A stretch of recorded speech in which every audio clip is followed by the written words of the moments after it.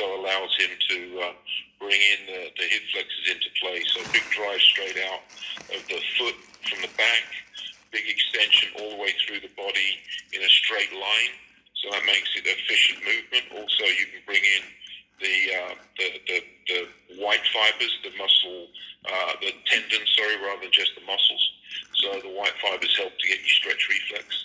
So he's pushing all the way from his toe, the hallucis longus, which is this tendon that runs all the way from the big toe around the back of the foot, around through the knee and up through the hamstring. So that allows that tension when you're going straight. So you're getting that push all the way through the tendons as well as the muscles driving through against that big toe.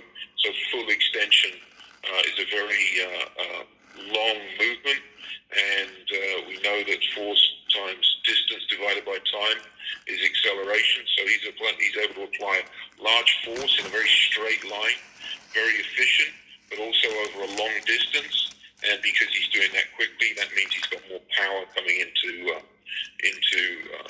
the drive phase, this start, the angle of attack. So straight line you see all the way through ankle, knee, hip, shoulder. So therefore very efficient in terms of the use of force. So Gay here they're comparing to.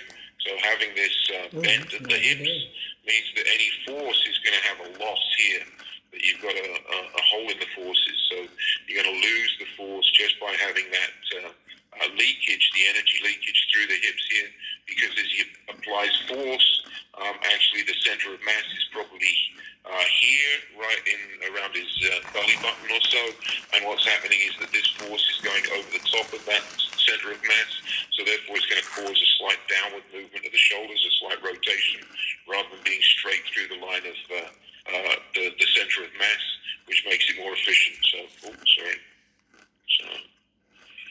go through that.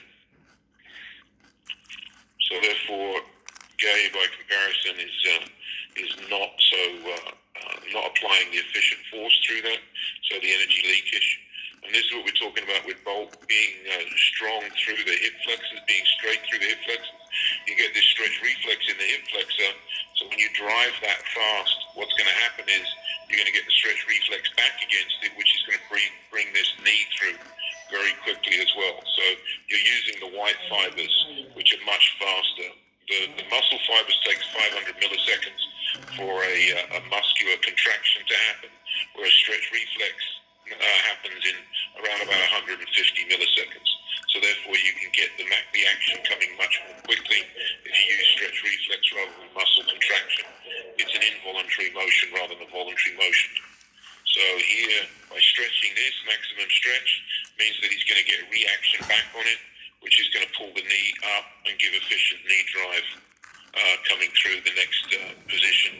So that's efficient, you can see, compared to Tyson Gay in the background. By not stretching that hip, he's also not getting the same knee drive, knee lift out of the block, so it's not an efficient movement. So again, Bolt, even though he's standing up tall, but that's, I think, as much, for me, it's a function of his height, but also to allow him to get full stretch. So if he gets full stretch coming out of the blocks, being 6'5", he's going to be tall.